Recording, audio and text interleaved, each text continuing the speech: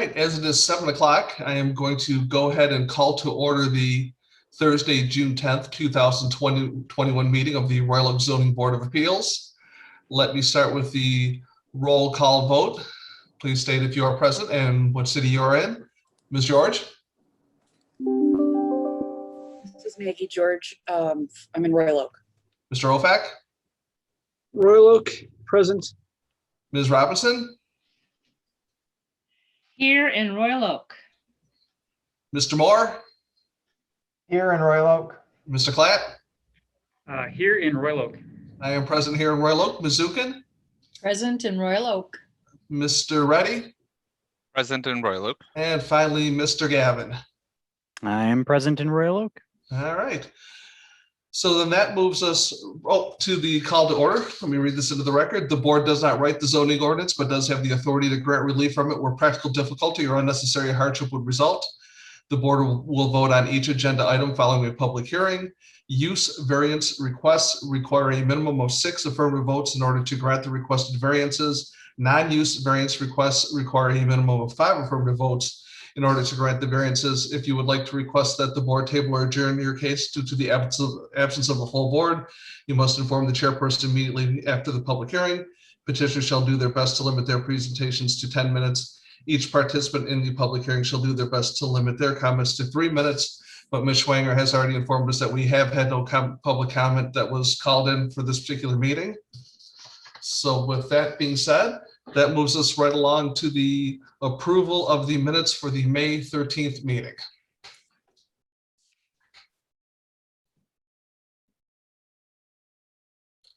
So I saw Mr. Gavin's hand first, and I think I saw Ms. Zukin next. All right, any questions, additions, deletions? Not seeing any, I will call for the vote. Mr. Gavin? Aye. Mr. Reddy? Aye. Ms. Zukin? Aye. I vote yes. Mr. Klatt? Aye. Mr. Moore? Yes. Ms. Robinson? Aye. Mr. Ofac? Aye. And finally, Ms. George. Yes. All right.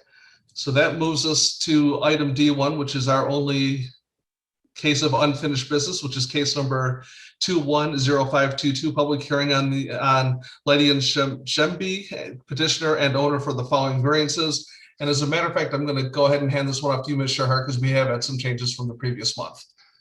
Very good. It looks like I am able to share my screen. Okay, so this case was tabled from the May meeting to allow the petitioner the opportunity to make some revisions, either to reduce the number of variances or to reduce the intensity of any of the variances that were being requested. So we did receive revised plans. The first point is that the total usable residential floor area has been reduced. It was in excess of the 3,500 maximum, but it looks that the petitioner has removed the living space on the 3rd story, and now living space is 3,076 square feet. So that would eliminate variance E if the petitioner can confirm that the 3rd story is not accessed via a continuous staircase, and then you can say the floor area will not count as usable residential floor area. The next point is that the roof lines have changed. Based upon those revisions, the height now is just under 30 feet at 29.34 feet, which meets zoning requirements. So in that case, variance D for the height waiver has been eliminated. Moving on to total lot coverage, the petitioner has reduced the size of the covered front porch, and due to that, they are now just under the 1,800 square feet maximum lot coverage for the property. And in this case, variance number C could be removed. So for those three, when the petitioner is invited to speak, they should confirm that they would like to withdraw these 3 requests, and then the 2 remaining variances are still on the table. That would be a waiver to waive 2 feet of the minimum required 10 feet north side yard setback. I suppose I could go to image. So here's the site plan there. And then the other variance that is still on the table would be a waiver for the width of the garage. And the request is to waive 6.8% from the requirement that an attached garage be no greater than 50% of the total width of the front facade of the structure. I have included in your packet just a chart that shows the comparison between the original plans and the revisions. Hopefully that's helpful, and you can let me know if you have any questions. And I'll stop my screen share. All right, any questions for Ms. Sherhart at this point? Ms. Zukin? I didn't notice the revised drawings in our packet.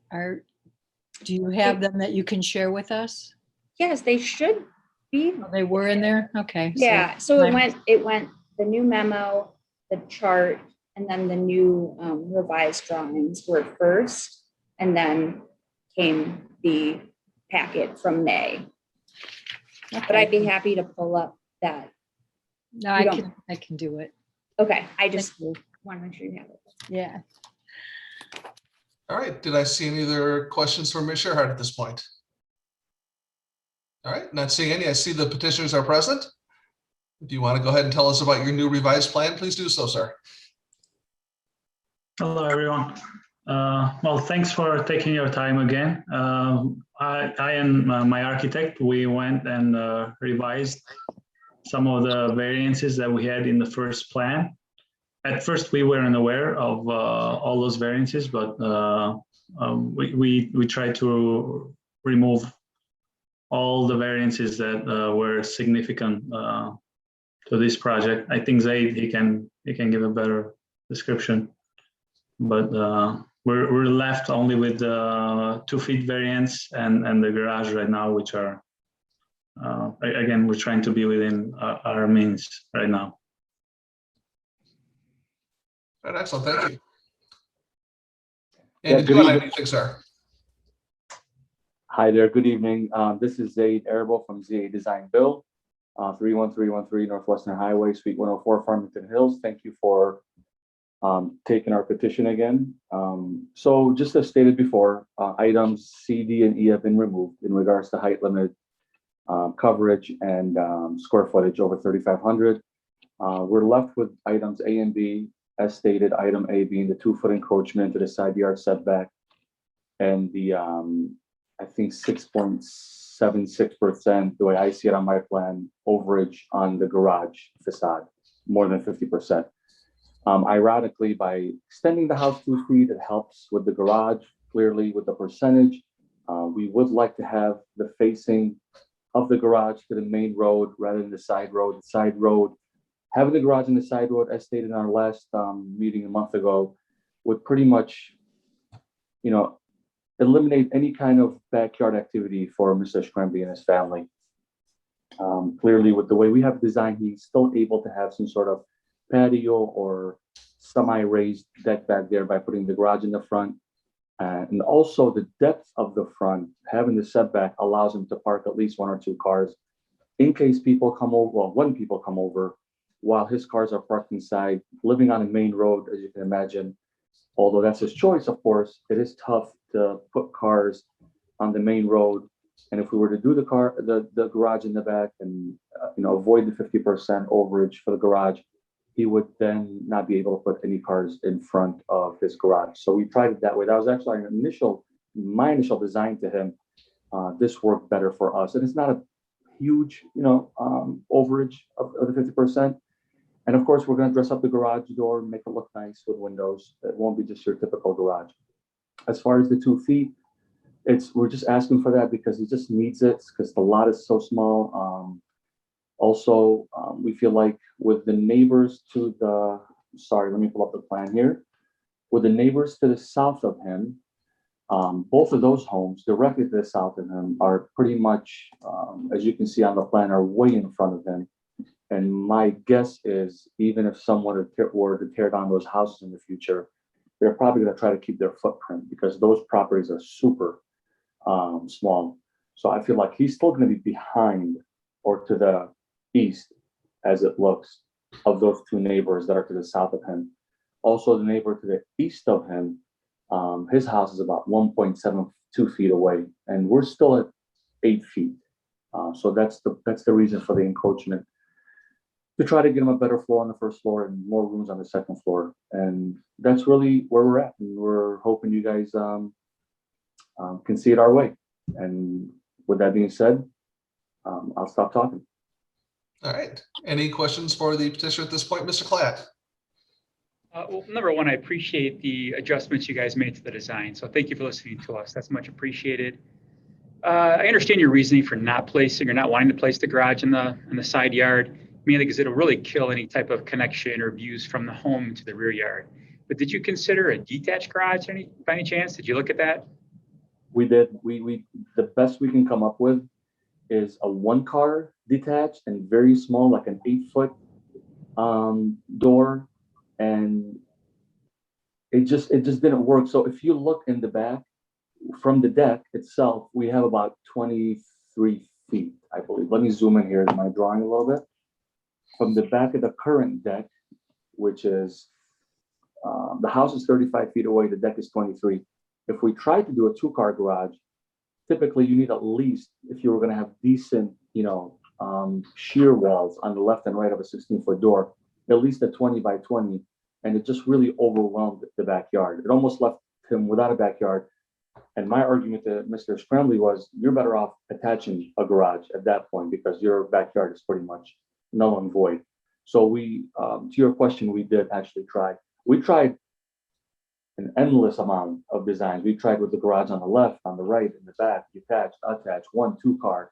This just, and then we were driving around, him and I together at one point, and we noticed a house that's maybe about, I don't know, 6 or 7 or 8 doors to the south of him.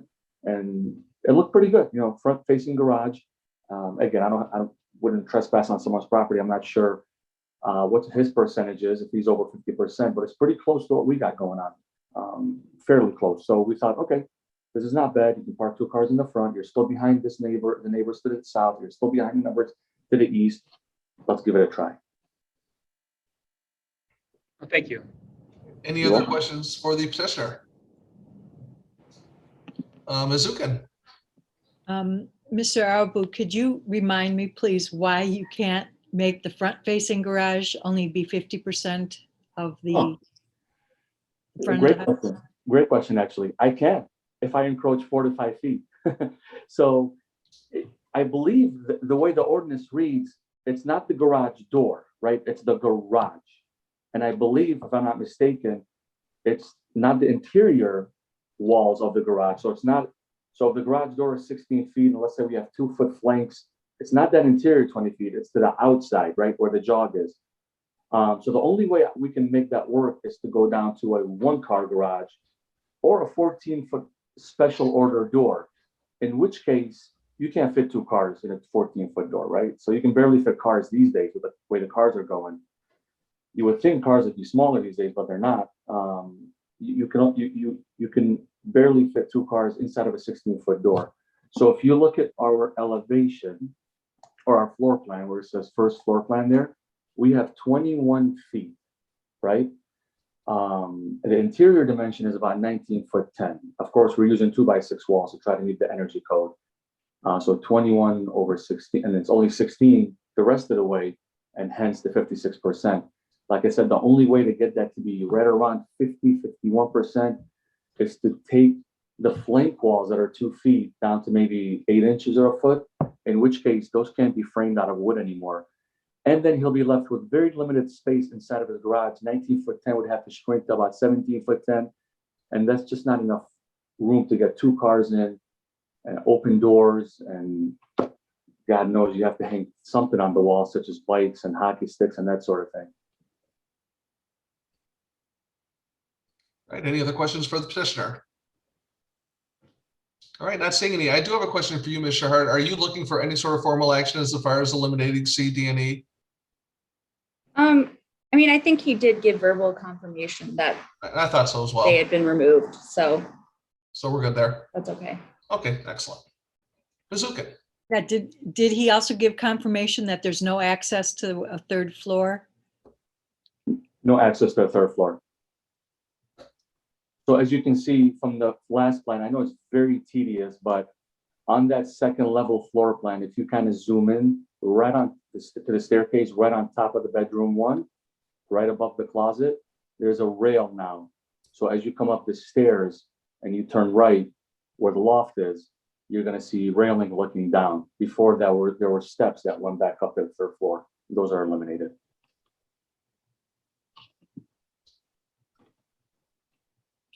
All right, not seeing any other questions for the petitioner at this point, I will go ahead and bring it back to this side of the table.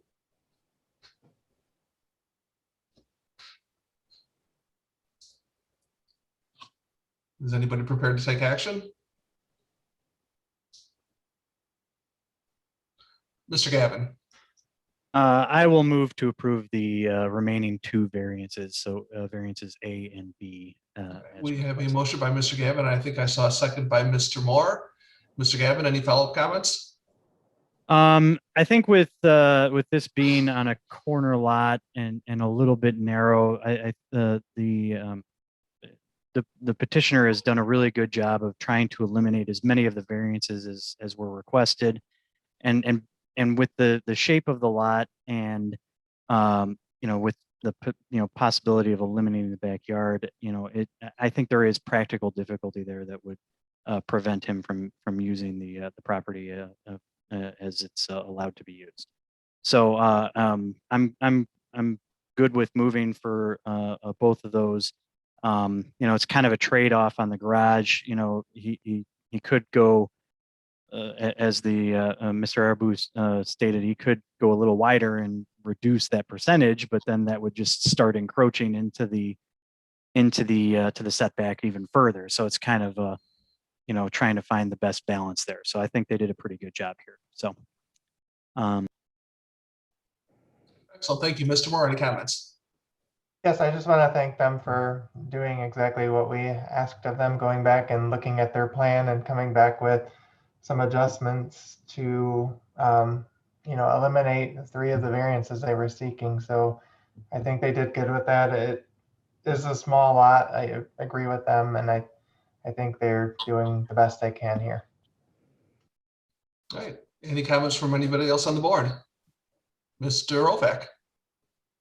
I'm sort of torn because they are a small lot, and therefore they're trying to put what would be a normal house, normal needs, and the 2-car garage and all this space on a much smaller lot, instead of designing the house to what the lot is. So on one hand, I can see you don't want to hamstring the fact of trying to give them a house that most people would want, but at the same point, it's sort of hard when if it was designed to meet the size of the lot, it would be a much smaller house and to meet these things. So I'm sort of torn at that point, especially with the garage. The 2 feet on the side lot, I think I'm all right with that. Any other comments? Ms. Zukin? Yeah, I'm in the same place as Mr. Ofek. I don't mind the 2 feet. I understand why it's necessary. I just have a problem with the width of that garage when it's facing the street. And I did go up and down Washington. There's nothing else that's got that much garage in the front. And that does concern me. So I'm not sure. I was hoping to hear from an architect to see, what else they thought about this. And I think I saw Ms. George next. I would be in favor of it too, because it looks like their lot coverage is 35.5%, which is really just 0.5% over what the ordinance allows. So something to think about.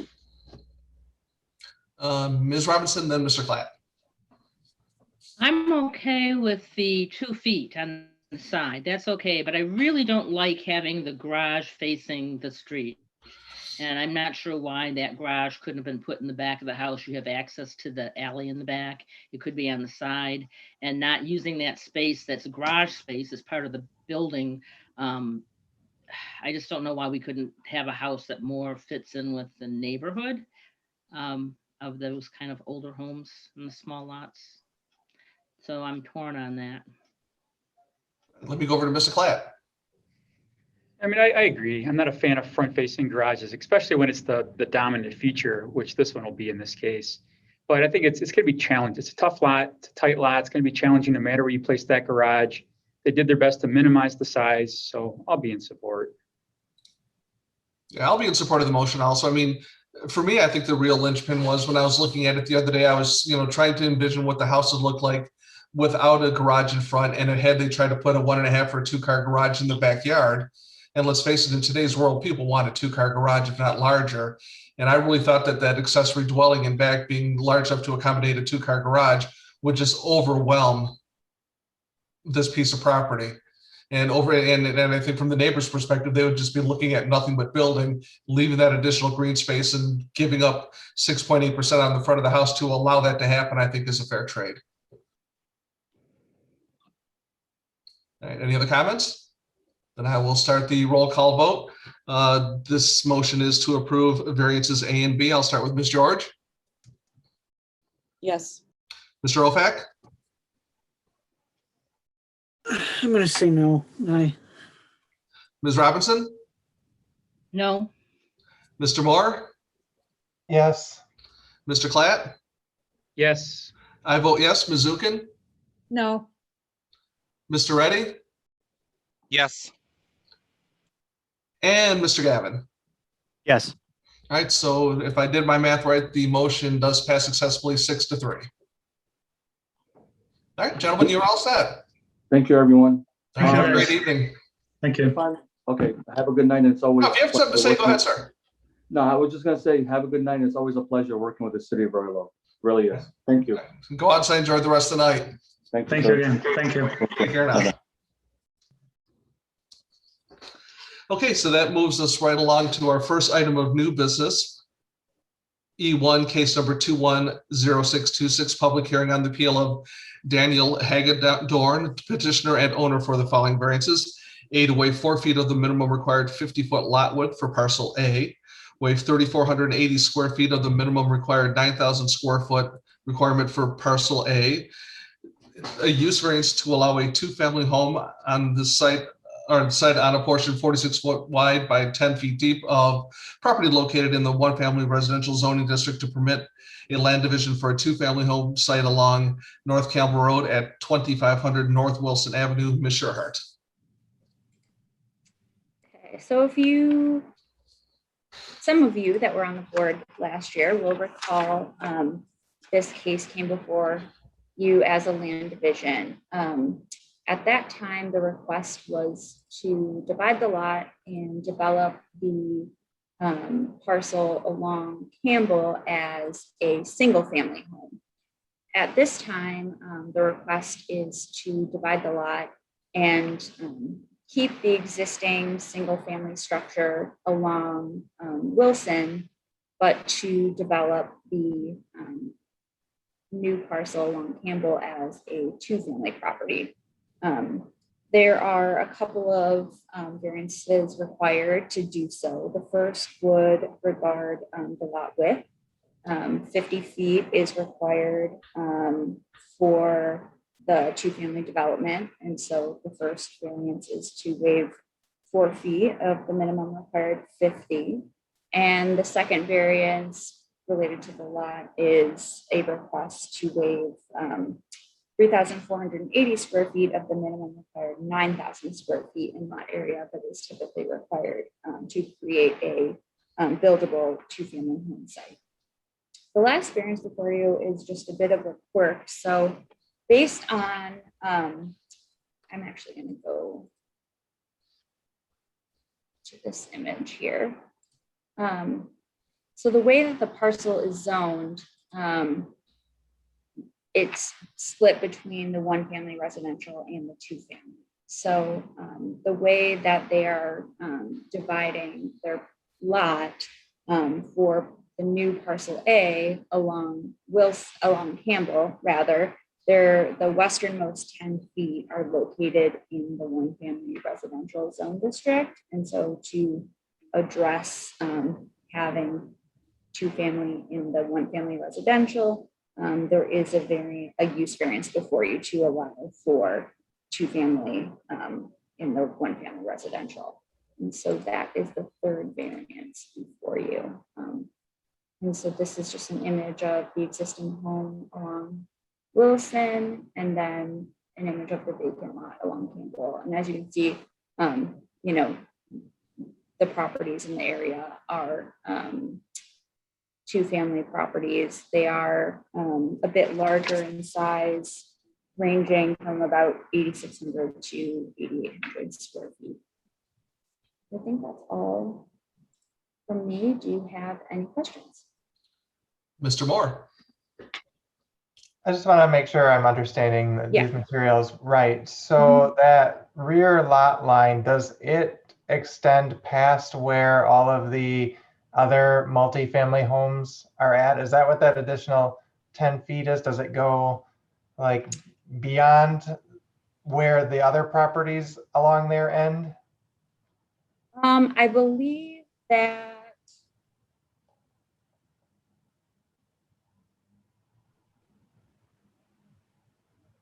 does. We're But I- losing you, Julian. Yeah, I think we lost a little bit of your audio. Oh, can you hear me? No, it's not. It's kind of cutting Okay, this out. happened last time. Oh, there, well, yeah, you're sort of going in and out.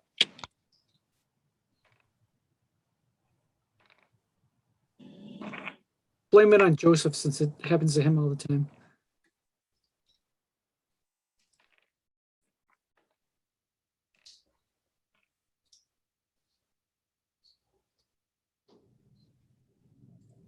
Okay, can you hear me? Yes. Yes. Okay, perfect. I don't know what's up with these computers, but I remember that happened last time. Sorry about that. So I need to double check. So can I come back to you? Because I want to just. Sure. make Yeah, I sure. just wondered about Yeah, that. we've got some other questions that we can work on in the meantime while you're researching that. Mr. Klatt. It's along the same lines. I think in page 3 of the write-up, it states the westernmost 10 feet of parcel B, but it's probably the westernmost 10 feet of parcel A is in the single family. Yes. Yes, Okay. yes, that's correct. That's correct. All right, any other questions for Ms. Sherhart at this point? Mr. Gavin? I see that did I cut out there? I'm sorry about that. There we go. It's on the survey, it shows at the western end where that extra 10 feet is, there's a easement for, and then it says vacated alley 20 foot wide. Is that just, do we know much about that easement or what's there, or perhaps petitioner can explain if they know? Maybe it's related to the, I think there's electrical poles back there. Because I guess my question relates to, you know, if we do give that extra 10 feet, what's the setback requirement, you know, for back there going to be? Because it's not like they would be building right up to the lot line. I mean, there's going to be some sort of setback. So I didn't know what it was off the top of my head. Andy, have you got any comments on that? It's a start guy. Okay. I think that's all been worked out. But this Andy Konopola, or Andy, can you hear me? Yes, I can. Okay, can you address their concerns about the setbacks and so forth? Well, the reason I'm on the call is, first of all, Andy Konopata from Remax Classic. I have the property listed, the vacant property on Campbell. Had it listed since probably early fall of last year. We had about 22, 23 calls, and every call was pretty specifically asking if the properties own multiple family. And the majority of the conversations I had was at least 2 or 3 prospective callers told me that I told them currently it's owned single family residential. And they said that in the event it ever gets rezoned back to multiple family or to duplex, to let him know and he'd be interested in buying it. But to sell it as a single family is proving to be like almost impossible. Like just about everybody who calls is assuming it's a multiple family property. So a couple of the architects we spoke with said they could probably design something and take the setbacks into consideration. But yeah, they would want to know what the building envelope would be and just kind of do a narrow, deep duplex. But they, depending on what kind of setback requirements, they'd be able to comply with current building and use restrictions and develop something. If in fact we could get back to a multiple family zoning on the property. And to the other gentleman, your screen just says Bob. Can I ask you to formally introduce yourself for the record? Yes, I'm Bob Hagedorn. I'm the brother of the owner. This is Dan Hagedorn. He owns the property. All right, thank you very much. Thank you. All right, so do we have any additional questions either for Ms. Sherhart or for the petitioners at this point?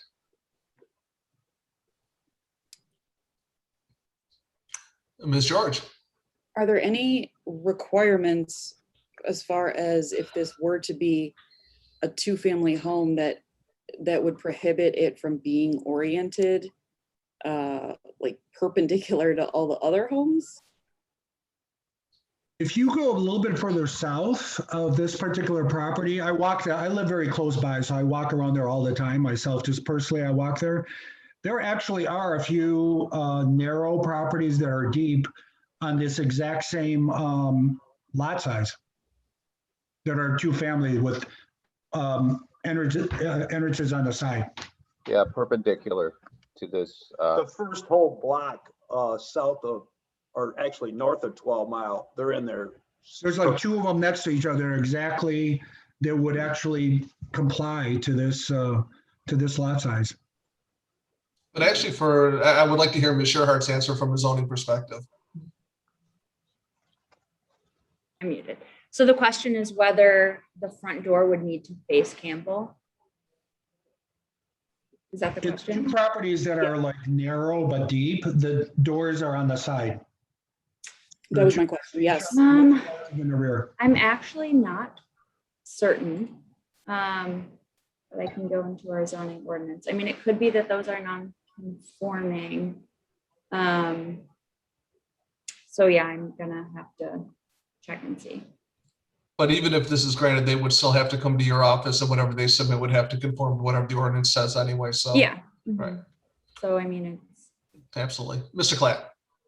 Yeah, same thing. It'll have to go in front of Planning Commission for approval, and I believe there's some discretion as we designed similar type multifamily along Campbell Road, and we had some type of discussion with Planning Commission at that point, doors on the front or side. So I'd have to go in front of them for review anyways. All right.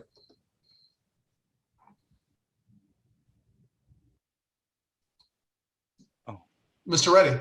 I had a question for the petitioners. If they were aware if the neighboring lots have the same 10-foot issue getting into the single family. I really don't know. I would assume Repeat the question again? he's talking about the alley, the section of the property. Yeah, so it's only the western 10 feet. So we had asked earlier whether the two neighboring lots had the same issue because they're also multifamily, I believe, right?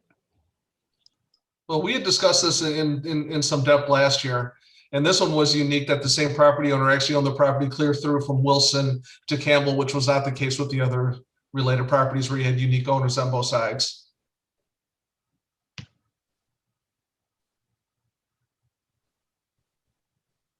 Now we have a question. Will this still qualify as a single family if it's rezoned as a multifamily?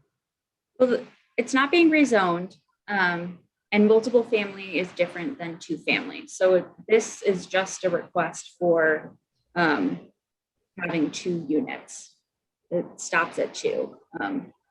So if 3 or more were proposed, that would take another approval process. Right, but it is important to note this is a use variance, not a rezoning. Yeah. Okay. So you're saying it would be approved for a multifamily residence, so one or two residences would still be qualified. I'm saying we refer to multiple family as 3 or more units, and 2 family is just the 2 units.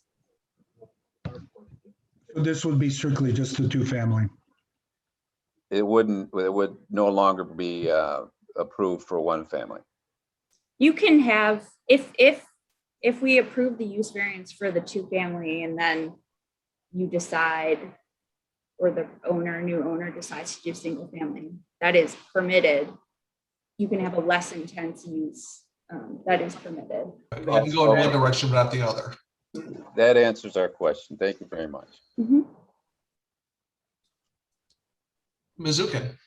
So am I correct? It's basically, it's already approved for a 2-family residential zone.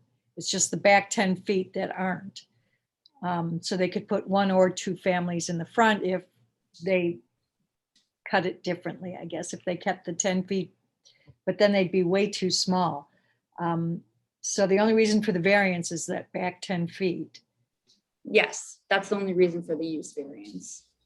And when they asked for last year, when it was approved for single family use, did that I guess prohibited them from putting up a 2-family because the lot requirements are different? Yeah, I mean, it wouldn't have been able, basically, it would not have qualified for a 2-family home based on the size, because the variances were waivers for a single family lot and not a 2-family lot. So can I get a clarification? So what you're saying is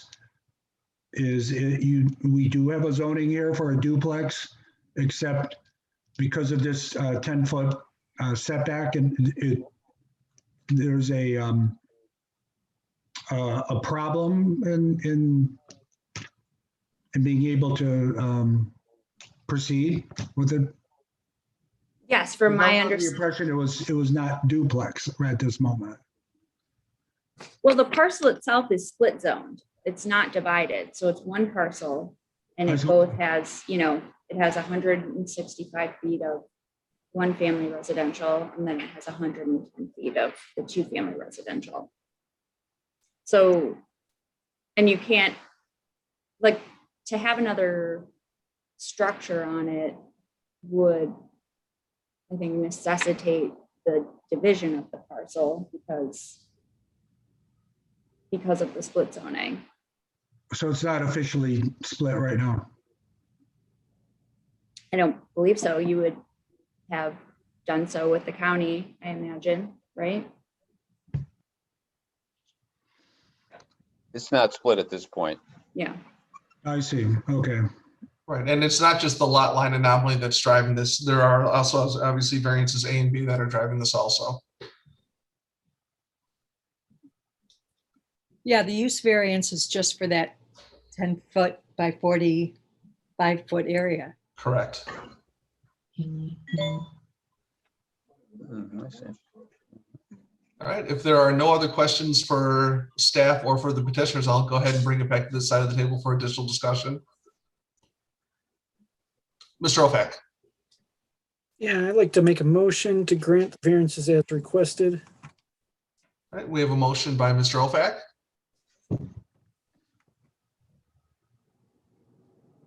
And I see a second from Mr. Gavin. Mr. Ophak.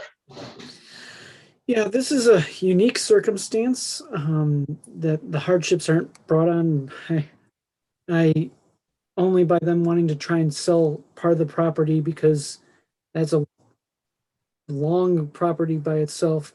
We ran into the split last year, and I can understand no one's thinking single family when you smack dab in the middle of all those duplexes.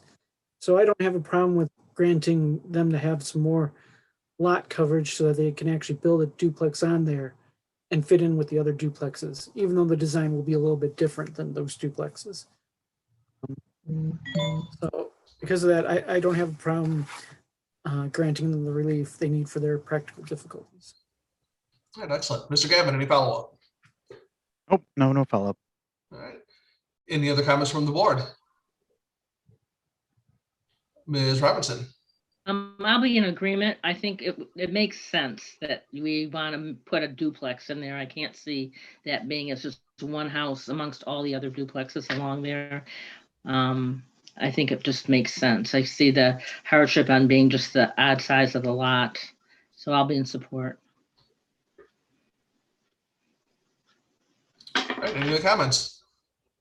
All right, not seeing any, I will go ahead and do the roll call vote. I'll start with Mr. Klatt. Yes. Mr. Moore? Yes. Ms. Robinson? Yeah. Mr. Ofac? Aye. Ms. George? Yes. Mr. Gavin? Yes. Mr. Reddy? Yes. Ms. Zukin? Yes. And finally, I vote yes. All right, you're all set. Thank you very much. Thank you very much. We appreciate it. Thank you very much. Enjoy the evening.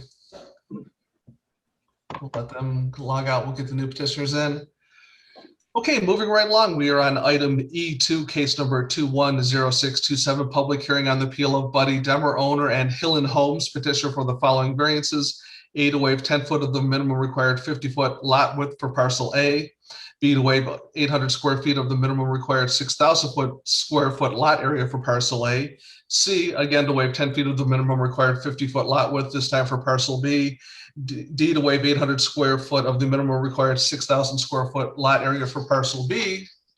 To permit a land division and create 2 vacant single-family home sites located at 417 North Connecticut Avenue.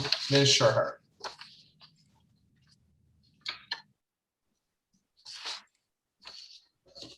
Okay, can you guys hear me? Yes. Perfect. Okay, so this is a request that was before the board last year. It is an identical request. This is to split a one-family residential property into 2. The existing property is 80 feet in width and 130 feet in depth. The minimum requirements for an interior lot for one-family residential are 50 feet in width and 100 feet in depth with 6,000 square feet in lot area. The petitioner is proposing to demolish the existing home and then create 2 vacant single-family home sites. In order to do so, they're seeking variance to waive 10 feet of the minimum required 50 feet lot width for parcel A and parcel B. And they are also seeking a variance to waive 800 square feet of the minimum required 6,000 square feet in lot area for proposed parcel A and B. Do you have any questions for me? All right, any questions for Ms. Sherhart at this point? All right, not seeing any. I see the petitioners are present. Good evening, gentlemen. Who would like the floor first? Good evening. Can you hear me, Mr. Chairman? Yes, sir. Thank you very much. I'm Dennis Cowan, representing and here this evening with Patrick Ray, the CEO of Hillen Homes. We want to thank you for your time this evening. First, I want to thank Juliana and the Planning Department for all their courtesies and cooperation as we move through the process. Before I get into some of the details, I always like to take things to a little bit of the higher plane and what is going to be accomplished. In essence, what will be the practical result of an approval of this request. Today, we have an 80-year-old home with a little over 1,000 square feet. It's on 2 platted 40-foot width lots. And what we will end up with your assistance, would be the sale to Hillen Homes, and then there would be 2 new homes, and Mr. Ray has committed that he will not ask for any variances. And that is easily done because there are plenty of homes and new homes which had been constructed on 40-foot wide lots. So again, that will be the practical result of an approval. So I do want to mention that we did have, I did send another letter today that was added to the packet, and that included the petition from last year where 15 of the 22 remaining homes on the block signed a petition in support Unfortunately, because of COVID, we couldn't take that petition around door to door. And 3 people did sign a petition and send it in. It's very difficult to get people to do something in this vein unless you're going door to door. The fact that we haven't had, we had 1 letter from a neighbor who was against it, but we hope that you'll look upon that as still the sentiment of the neighborhood to approve the lot split. And that is important because part of your mission is to include substantial justice, not just for the petitioner, but also for all of the residents or nearby property owners. And if they agree it's substantial justice, we hope you'll agree. But to get to the meat of it, and I do want to take head on, yes, we were here last year. I was not part of this effort. It was denied. I know you'll listen with an open mind and use your good judgment in this matter. But I believe, having watched the tape, talked to Mr. Ray, that there were some issues that were not discussed, as well as issues which I don't think were fully explored. The first one is simple mathematics. What is the character of this neighborhood? And you'll see from the analysis I presented in my June 4th letter, there is no plurality of widths. This is, in essence, a mixed width neighborhood. It has 7 40-foot widths, and then it has 7 between 80 and 85, and then there's variations on the theme in between. So we don't have any plurality. If you do approve this request, we get 2 more 40 width homes and 1 less 80-foot width homes. We do not consider and suggest that is a material change, and certainly will not be adverse to the neighborhood. The second issue I'd like to discuss is that there is in the zoning ordinance a section which allows you to make this approval because we fit exactly into the exception that 770-113 allows. I've reprinted it for you. I won't read it out, but in essence, it says that single-family dwellings are permitted, subject to another section of the code, and single homes, family homes may be erected on a lot of record at the effective date of adoption or amendment of this chapter. Now, what's important to note is that these changes were made, I believe, in 2001. The code was overhauled. In 1926, these 2 lots, lots 95 and 96, were platted. They remain platted in lots of record. And in fact, I did attach from the BS&A system, the city still identifies them as lots 95 and 96. They are, of course, under one parcel ID number. That's more of a tax matter than anything. But the point is that this provision applies even if the requirements of area and width are not made. That is exactly our situation. The chairman read off the 4 variances that we're seeking to our width and to our area. So we believe and urge you to use this ordinance as the basis, because we do have, in essence, non-conforming lots. These are 2 40-foot lots. They don't conform to the 50-foot requirement. So we believe this section is clearly applicable. When you think about it, what I am describing in our situation, I believe, is exactly what this ordinance was intended to correct, is that the city knew in asking for 50-foot width lots in the interior, that probably half the city, which is on 40-foot lot width, much of it, with some administrative combinations over the years, clearly would be affected. And this was, in essence, the safety valve to allow those lots to be split and allow those lots to have single-family homes put on them. And certainly the city recognizes that situation. Finally, there was some discussion at the meeting about compatibility, and we did not meet the compatibility requirements, which are 50% of the area. We have about 38% is 40-foot lots. But that does not turn this neighborhood into a large lot neighborhood. That requires 70 feet or more. So that lack of compatibility does not prevent you from taking action. It's merely part of the system the city has. If we had been compatible, this could have been dealt with administratively. Instead, rightfully so, we come before you. And finally, there was discussions about showing the practical difficulty. We have done that. Practical difficulty is defined in the zoning case law as more than inconvenience and less than undue hardship. What we have here is lots that were platted at 40 feet. They have never been changed in terms of their plattedness, so to speak. The plat has never been amended. They still remain 2 platted lots. And because of that, and because of the zoning amendment change with the 50-foot lot requirement, we do not have the ability to build on those lots unilaterally. We have to ask for permission. And we believe that that permission can be granted, and that is, in essence, the practical difficulty is the application of a newer ordinance that affects lots that are older in terms of them being platted back in the 1920s. We also believe that we've met all of the criteria. I won't go through all that. The 4 criteria you have to judge. If you have any questions, I think I've worked that in with my answers, but I'd just like to make 2 final points. There are 3 directly across the street from the subject property. There are 3 40-foot lots. Those lots have been there since the subdivision started and since those homes were built over 80 years ago. There's been no negative or adverse impact having those 3 40-foot lots right in the middle of the block where our client also has where Mr. Demmer has his home and his 2 lots.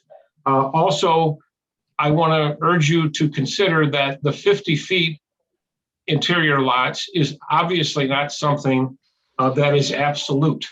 And I offer to you the newest subdivision in Royal Oak, which is now, I believe, fully occupied, Normandy Oaks up on Normandy and Delamere, the old part of the old Normandy Oaks golf course. Those lots, there's 49 residential lots. 6 of them, corner lots, are at 60 feet. The remaining 43 lots are 42 foot in width. So the city does recognize that new homes can be built on smaller lots than 50 feet. And they certainly, in a policy decision, agreed to that with respect to the Normandy Oak subdivision. And I hope you would just take that as a consideration, that there are a multitude of needs in the city. There are new homes that can go on 80-foot lots. They can go on 50-foot lots. They certainly can go on 40-foot lots. And we hope we'll be able to have that opportunity. So I thank you for your time, and Mr. Ray and I can answer any questions that you may have. All right, Mr. Ray, anything that you want to add, sir?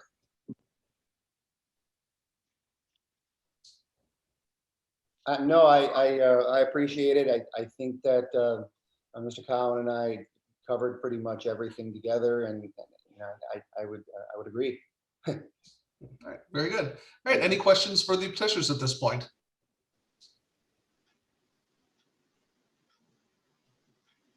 All right, not seeing any. Then I guess, Mr. Ofac. No, not a question.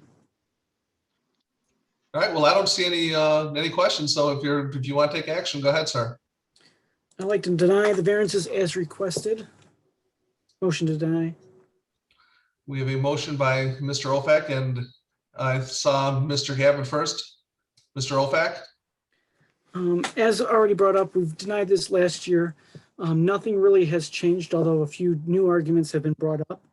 But we'll go through the hardships or lack thereof of meeting them. So the chapter's restriction on reasonably prevents the owner from using the property for permitted purpose. No, you can still build a house on the lot that's there. They have one right now. The variance would do substantial justice to the applicant as well as the other property owners in the district. Unless relaxation to that request would give substantial relief to the owner property or be more consistent with justice to other property owners. One could argue a new house would make the neighborhood better, but two new houses could then start the domino effect of, well, now there's less large lots there. So now it makes it easier the next time someone comes before us to then ask for a split, saying, hey, there's not as many, see, nothing's wrong with going 40 feet lots. So we have to watch out for this domino effect that splitting this lot could cause. The plight of landowner is due to the unique circumstance of the property. There's nothing really unique about this property compared to the other properties around. The alleged hardship has not been created by any person having any interest in the property. It's been brought upon the person, the owner themselves, just trying to split the lot and get two houses there. Additionally, the width, size, and general character of lots in the neighborhood and the area. Yes, across the street are the 40-foot lots, but as stated, there's a whole variety of lot sizes here. And actually, that's the nice thing about Royal Oak that keeps on getting cut down as we keep on doing lot splits and losing nice large lots like this. Whether the width and the shape of the lot leaves adequate buildable area for construction, I agree. There's a lot of houses that come before us with 40-foot lots that make it work. So that I agree that that could be done. The extent to which the developed lots in the neighborhood and/or area have maintained required yards, lot areas, and width. Again, it would be similar to the other ones in the area that are on 40-foot, but dissimilar from the larger lot ones. So because of this and the majority overwhelming not meeting these hardship things, I can't in good faith, again, allow it. So therefore, I have requested to deny that. Any follow-up, Mr. Gavin? None other than to say that I think other than hardship, I think Anthony meant practical difficulties, but yes, that is I agree with him. All right. Well, I do have a question for the city attorney, because in reading that, I mean, I was one of two votes who voted in favor of this lot split last year, and obviously that motion failed 7-2. I understand that. But there were two things that really sort of weighed on my mind in my decision was A, 15 out of 22 residents did sign a letter in favor of this lot split. And B, I have always felt that the city having combined these lots and people wanting to go back to their original plats is doing a disservice and an injustice to property owners. Mr. Kaluzny, can you speak at all to the two sections of the ordinance that Mr. Cowan referred in 770-21 and 770-113? And does the city have an opinion on why those are in place?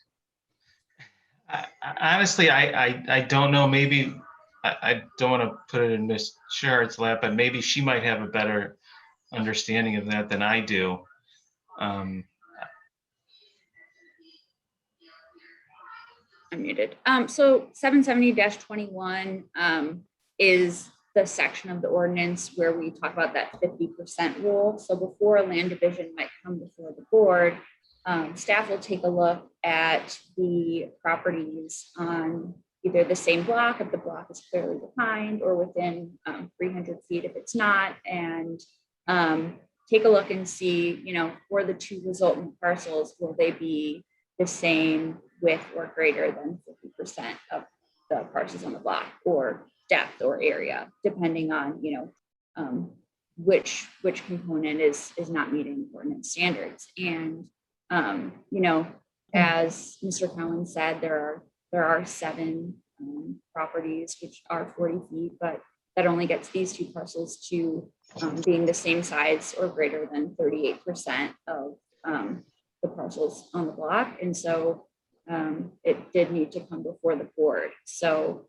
at least in staff's application and interpretation of the ordinance, that has been the procedure. And I believe, you know, 770-113 does say, you know, subject to the limitations imposed by that 770-21. So that is my understanding in the couple of years that I've been with the city thus far. Well, thank you for that. I saw Mr. Clyde and then Ms. George.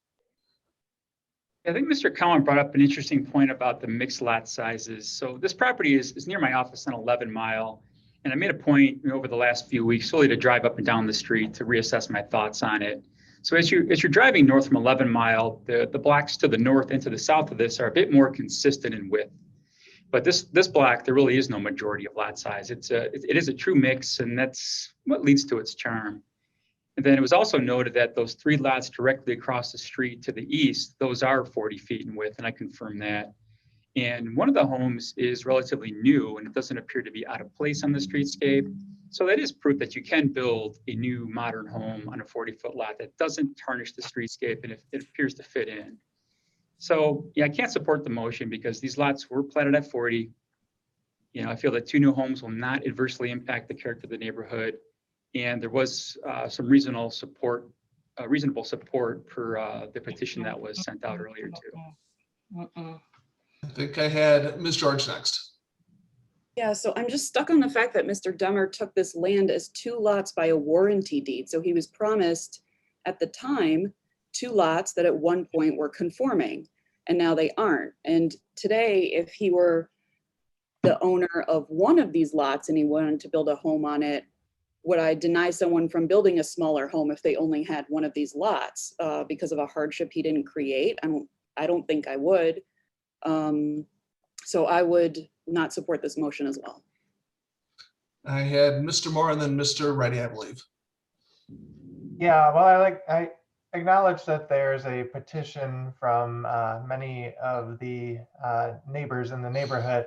I do want to point out that there were also 2 letters from the immediate next door neighbors on each side that were against it. And so to me, that weighs more heavily than somebody who is down the street. And so I just wanted to point that out as well. Ms. George, and then Ms. Zukin.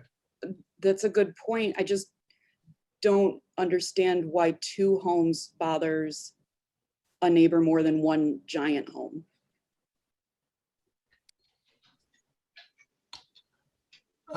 Ms. Zukin was next.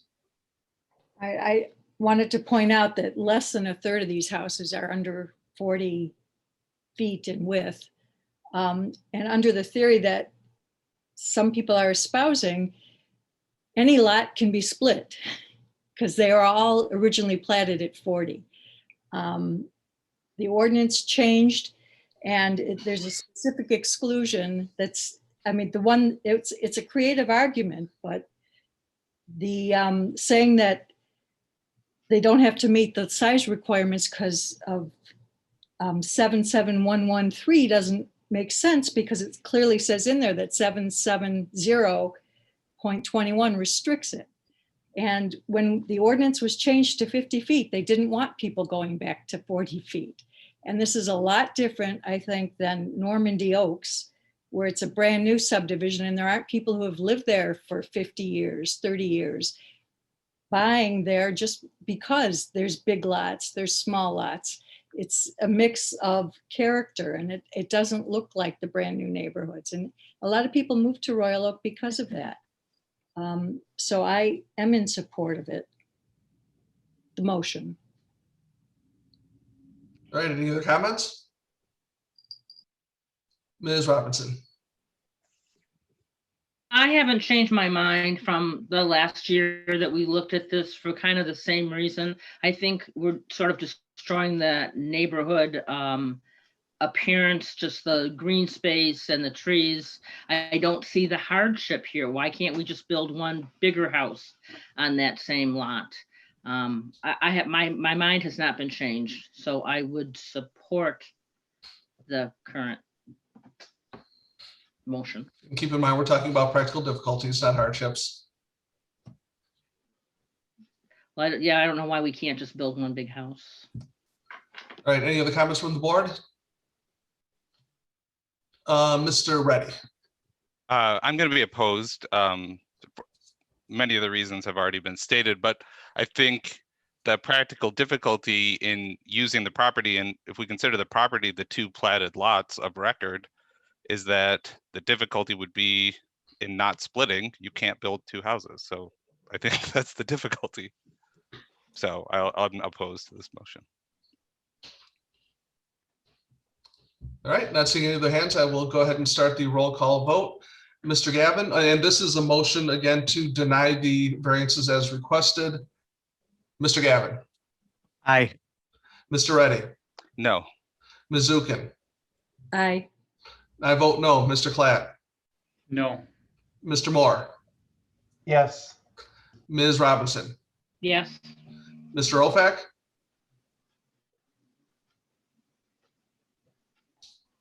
Muted. Aye, sorry. Muted. No worries. And finally, Ms. George. No. All right, so the motion to deny passes 5-4. Am I doing my math right? Yes. All right, All right. Well, I apologize, gentlemen, but that is the ruling of the board, and I thank you for coming in front of us, and have a wonderful night. Thank you for your time. All right. Take care.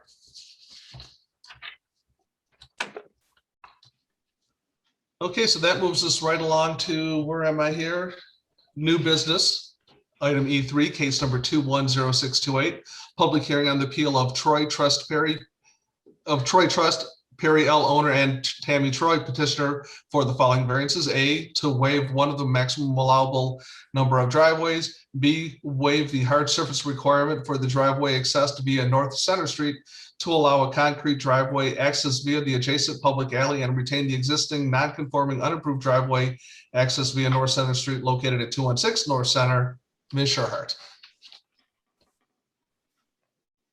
Okay, so this property is located along North Center Street. It is north of 11 Mile, just one street in from Main Street.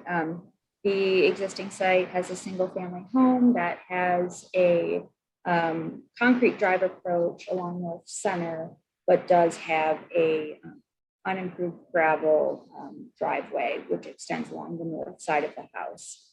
The petitioner proposes an additional 13-foot wide drive approach in the rear, access from the adjacent public alley. Provisions in our zoning ordinance do limit the number of driveways for a residential dwelling to one. And so the first variance is a request to allow for a second driveway, and that would be accessed via the public alley.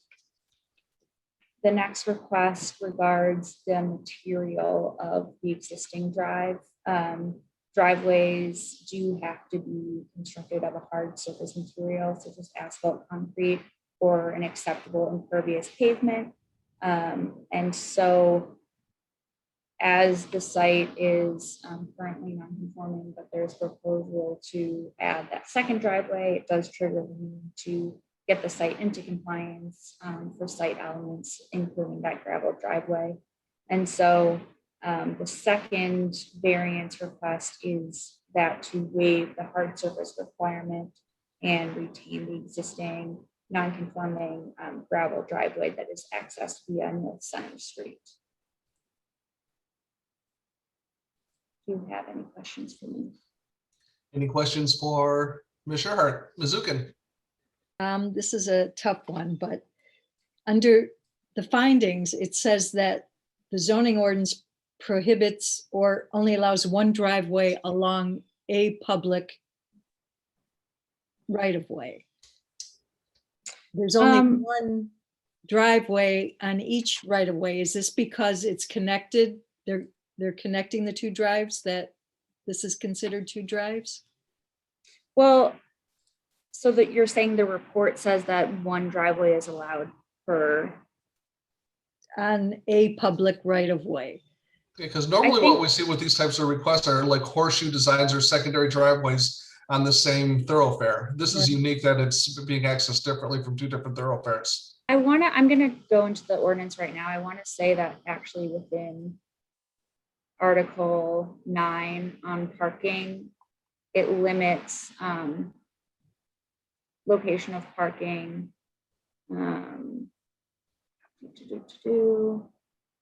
It says for one family and two family dwellings, there shall be no more than one driveway per residential dwelling. So maybe that was just an error in the report, but the language in the ordinance states that it's one driveway per residential dwelling.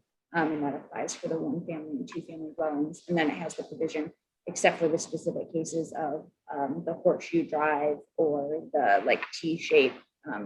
Well, that actually doesn't count. That's still one drive. So except for the horseshoe turnaround style of drive.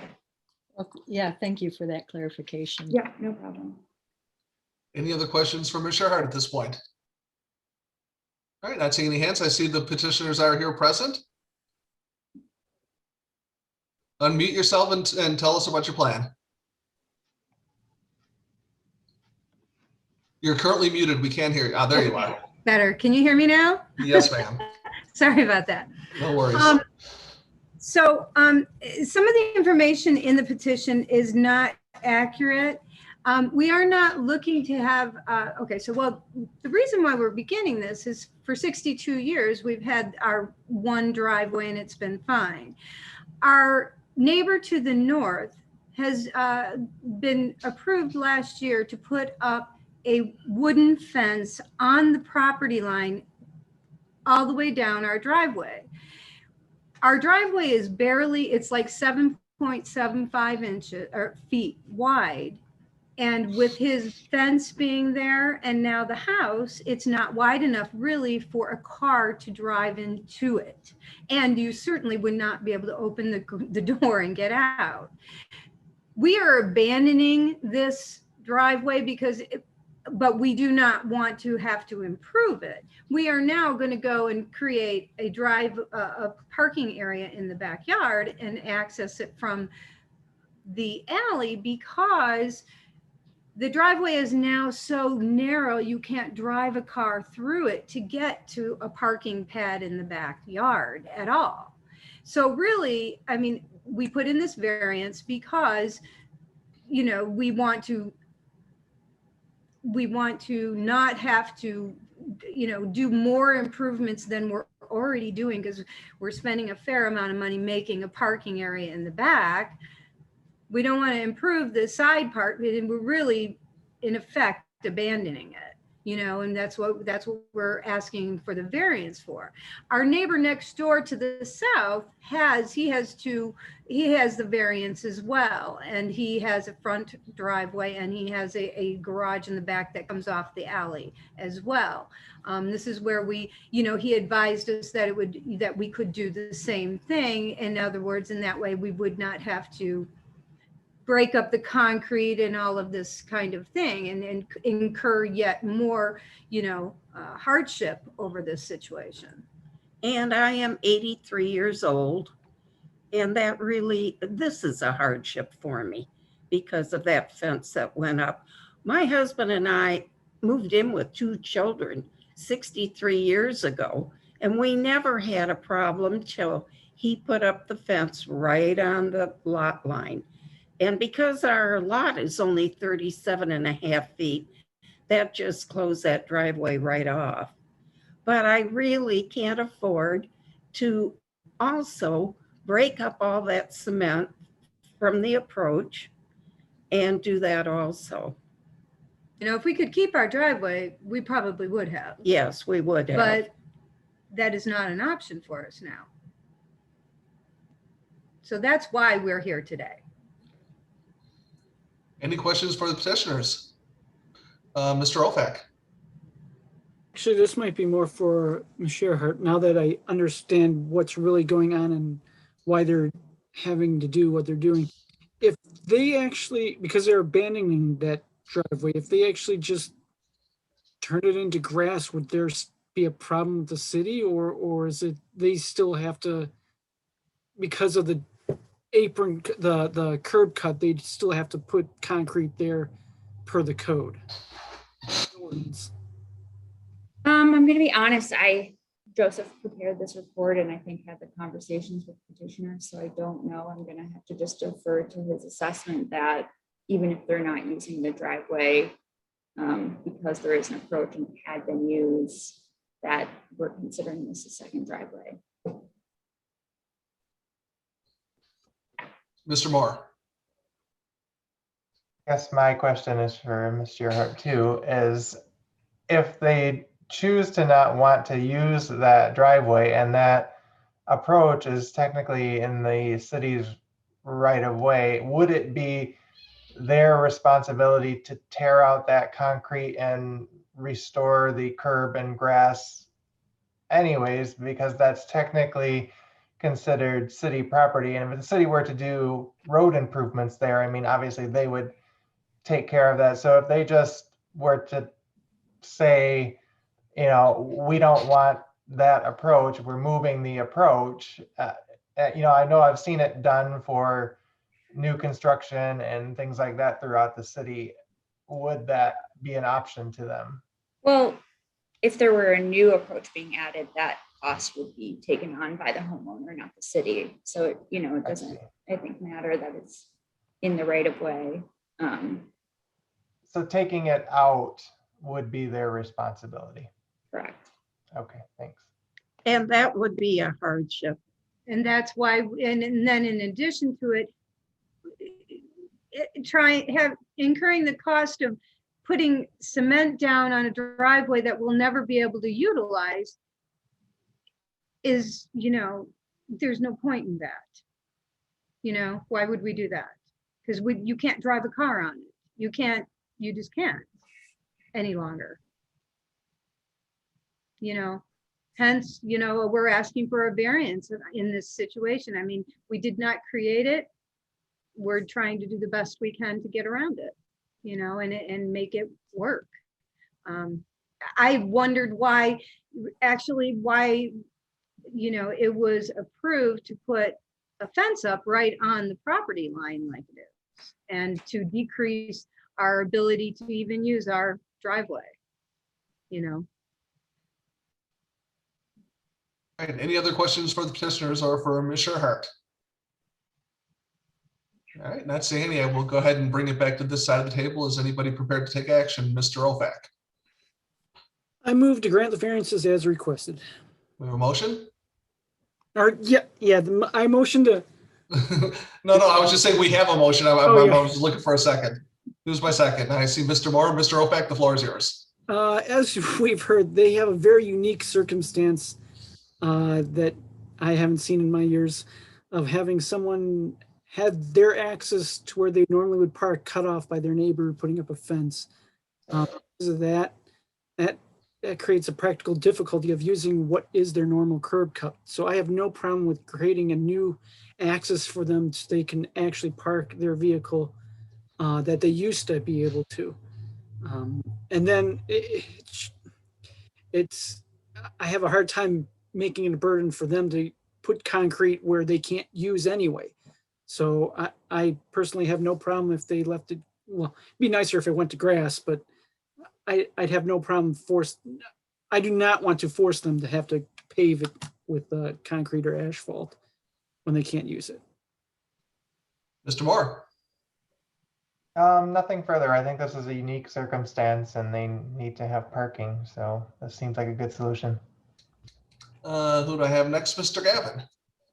I just wanted to add that with the actually having the public alley in the back, it makes the property a little bit more unique. I know it's still somewhat common around here, but it's not entirely the norm from what I've seen of the city. So having that additional access that actually isn't even visible from the road really makes it a lot more a little bit more unique for them, as well as I think an additional practical difficulty is the narrowness of their driveway.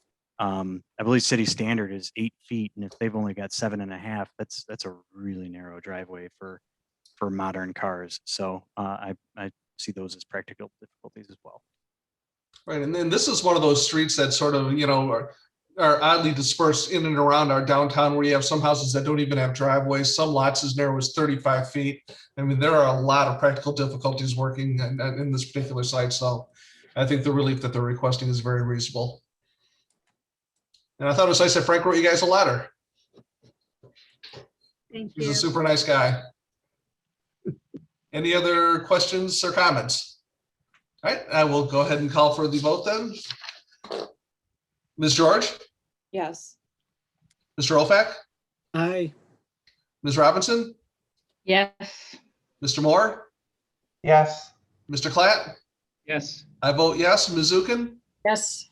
Mr. Reddy? Yes. And finally, Mr. Gavin. Aye. All right, you're all set. The motion passes unanimously. Thank you very much. We appreciate it. Absolutely. It's our pleasure. Have a great evening. Thank you. Thank you. You too. Bye-bye. All right. We have no other agenda items, but I did want to have a brief discussion with the board. What are the board's feelings on, at some point in time, starting to meet at City Hall again? Yes. Just me. Well, I'm vaccinated, so I'm fine either way. But I think it would depend upon how the city wants to control the public comment portion and how to keep that safeness. Well, that was going to be, so one question was, how do we, keep ourselves obviously safe from the public, but also, I mean, Mr. Kaluzny, is the city intending on asking board members to present proof of vaccination, which obviously I would have no issue presenting? I'm not sure. The city hasn't really told us what their plan is. I mean, I can tell you for me personally, I'm still being very careful because my kids are not vaccinated. And so the thought of being around a lot of people who without masks inside, I don't really like that idea right now until my kids are vaccinated. That's just me personally. If you don't mind, I can offer a little bit of insight. Yes, please. So we are encouraging the smaller groups to go to in-person meetings where we can. And again, these are the smaller groups, you know, they have maybe one person do public comment. We've also done hybrid meetings, but those are, again, very much so easier to control. As of July 1st, there won't be any limitations on indoor capacities. But the bad news is, if somebody comes into this building without a mask on, because of HIPAA laws, we can't ask them if they're vaccinated, and we can't ask them to show proof of vaccination. I mean, if people want to volunteer that, that's great. And if somebody doesn't have a mask on, basically, if they say they have a medical condition or they're vaccinated, we have to take that as proof. So you're very much in a vulnerable position. My personal use is that I use a mask all the time, even though I am vaccinated, and I'm happy to offer that information. I also still get tested. But the sad reality right now is also that the city's state of emergency only extends through July 31st. If that is not extended, you would have to meet in person as of your August meeting. Okay. So if you're uncomfortable, I would encourage you to maybe, you know, speak with city commissioners about what their intent is. Well, no, and I appreciate that, but I am definitely of the mindset that if one of us feels vulnerable, and if Mr. Kaluzny, because he's got little kids and he feels vulnerable, then I think it's important for this board to, you know, that we all respect that. Agree. Is there a way that we can, I guess, those of us who want to meet in person, or if the board met in person but still took petitioners through Zoom, is that something that would sort of quell the amount of people in one place for a little while? We do have the capacity to do hybrid meetings like that, where we have people use the Zoom link. And we also have people in the room where we're doing that because, like you said, if anyone does not feel comfortable coming in, they don't have to give a reason. We just do a hybrid meeting.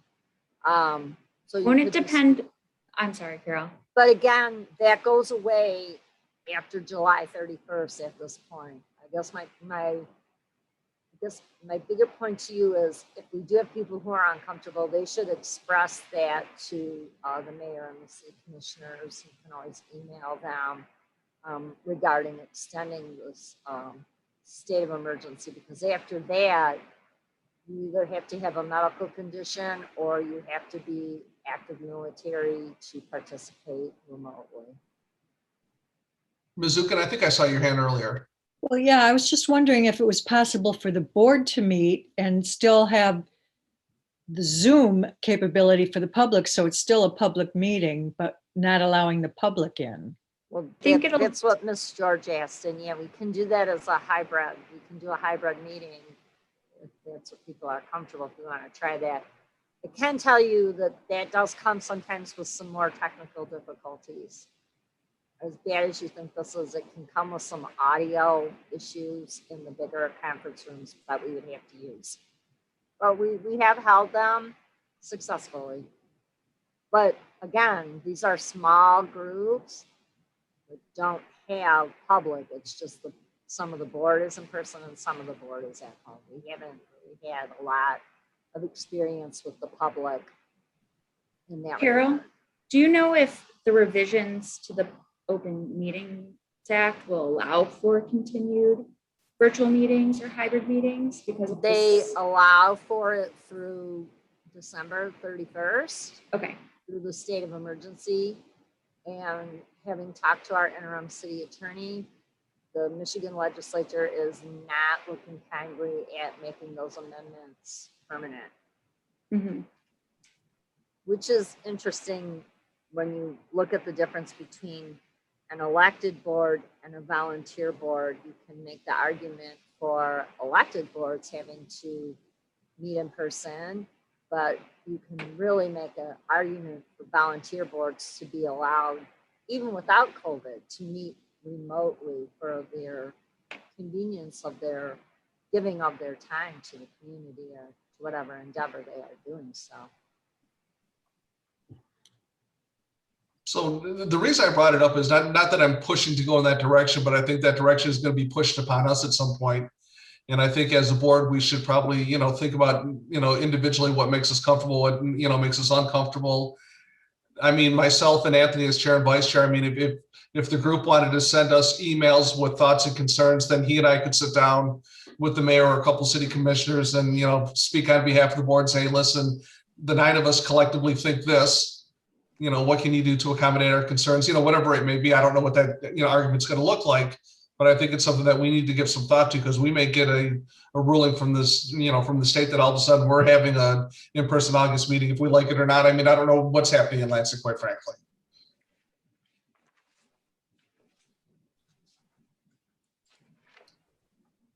Yeah, I'm kind of in the same boat as Ryan in several respects. With my little kids, and they're not vaccinated yet, and won't be for quite a while since they're in the youngest age group.